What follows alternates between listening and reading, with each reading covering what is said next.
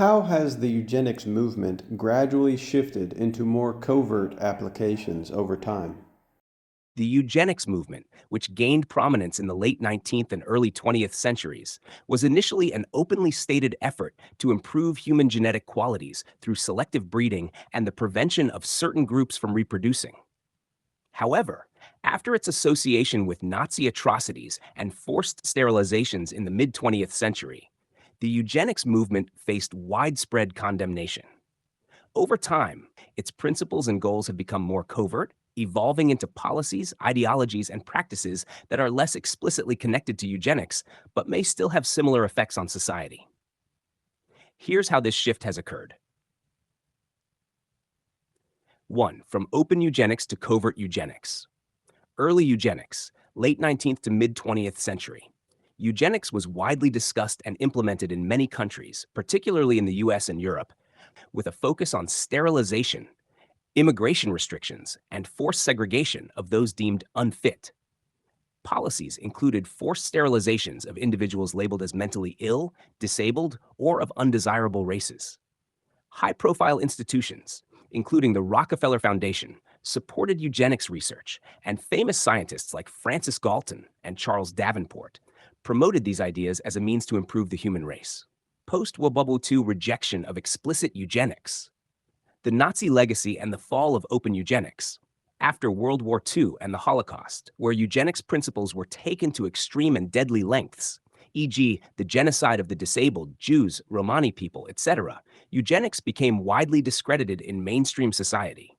Many countries outlawed forced sterilizations and passed laws protecting the rights of individuals with disabilities, while the scientific community distanced itself from eugenics as a recognized field of study. 3. The shift towards scientific eugenics. Genetic research and selective reproduction, mid 20th century onward. Genetic counseling and screening.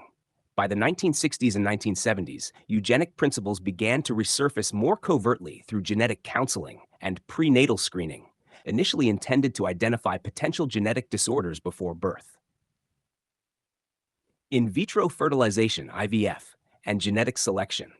The advent of technologies like IVF and genetic screening, e.g., PGD, pre-implantation genetic diagnosis, allowed for selective reproduction.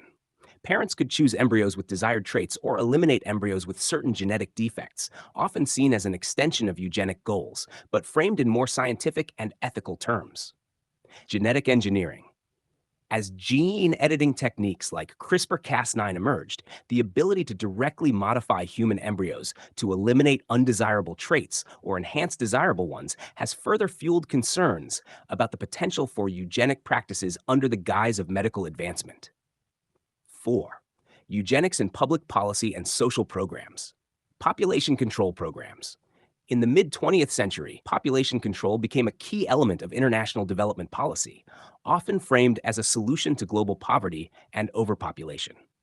Some of these programs, particularly in India, China, and parts of Africa, were accused of coercing individuals into sterilization or forced abortion, which some critics view as modern forms of eugenics, even though they were presented as public health measures. The Rockefeller Foundation and other organizations were involved in funding population control programs in developing countries during the 1960s and 1970s, promoting birth control and sterilization. Selective social welfare policies. Some welfare policies, especially in the 20th century, targeted marginalized communities, sometimes disproportionately affecting people based on race, class, or disability. In the US, critics argue that the war on drugs and other social policies have had a eugenic effect by disproportionately affecting minority communities and leading to higher rates of incarceration and social disenfranchisement. 5. Eugenics in modern health and genetic technologies. Gene editing and CRISPR. In the 21st century, CRISPR and other gene editing technologies hold the potential to revolutionize medicine by allowing for the precise alteration of human genes. This has led to concerns about creating designer babies and the potential for a future where genetic traits, e.g., intelligence, physical appearance, could be selected or modified, echoing the eugenics ideals of enhancing the human race. Debate over ethics. While gene editing promises cures for genetic diseases, the ethical implications are still being debated, particularly with respect to its use for non medical genetic enhancements. Fertility and reproductive technologies. Modern fertility treatments and genetic testing are increasingly being used for selective reproduction.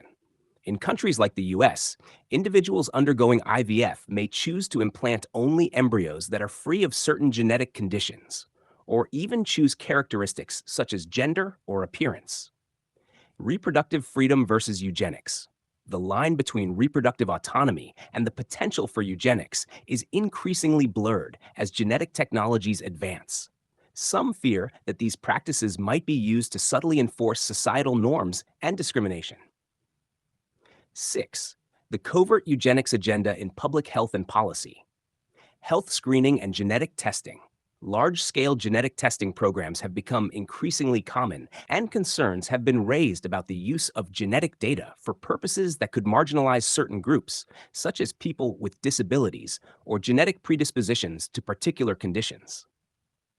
Some critics argue that these tests may encourage societal discrimination against those with genetic conditions, indirectly advancing eugenic thinking by pushing for genetic purity without explicitly advocating for forced sterilization or euthanasia. Disability and eugenics rhetoric. Disability rights groups have often critiqued the implicit eugenics logic in debates about abortion, prenatal screening, and genetic testing. The belief that certain disabilities make life not worth living or undesirable reflects eugenic thinking, even though the language has evolved to focus on choices and quality of life. Public health campaigns. Public health campaigns promoting genetic testing or abortion after prenatal diagnosis of certain conditions may not overtly advocate for eugenics, but critics argue that they still reflect an underlying devaluation of certain lives. Conclusion. The eugenics movement has evolved from explicit, coercive measures in the early 20th century to more covert and nuanced forms today. Modern advances in genetic technology, reproductive choices, and public health policies often touch on eugenic themes, but without the openly discriminatory and authoritarian measures of the past. While many of these advancements hold promise for improving public health, they also raise ethical questions about who gets to define what constitutes a desirable or undesirable life, and whether subtle forms of eugenics are being perpetuated under the guise of medical progress, reproductive freedom, and population control.